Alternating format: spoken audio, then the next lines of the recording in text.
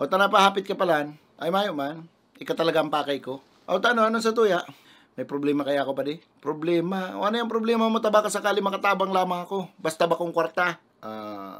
Bugay ni niya garong magabato niyan dinadara mo pa di Sabi na sa ko, dahil ka na masupog, taba ka sakali makatabang ako sa imo. Si bata ko pa di, bados pa di. Dua kaya yan pa di. Pwede talaga maging problema yan. Minsan, pwede man maging blessing. Nasa sa imo na sana yan. Bako pa di. Si bata ko pa di, bados.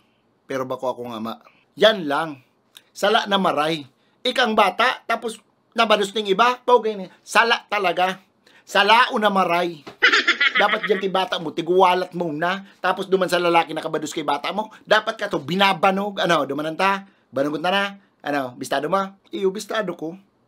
Ang makulog pa nga ni Digdi, barkada hong kung maray so lalaki. Ay, bugay, sala. May mga barkada talagang araw kay Embrad, kaya di ka pakatiwala. Takong ako sa imo, di ako matugot ng araw kay Embrad. Ano, banagon ta na? Dumanan ta, magsabi ka lang. Di nakaipuhan. Ay, ano man tada yan, kaya masakit sa imo. Ano, takot ka? Ako mabanog. Sisay bagay lalaki nakabados kay bata mo.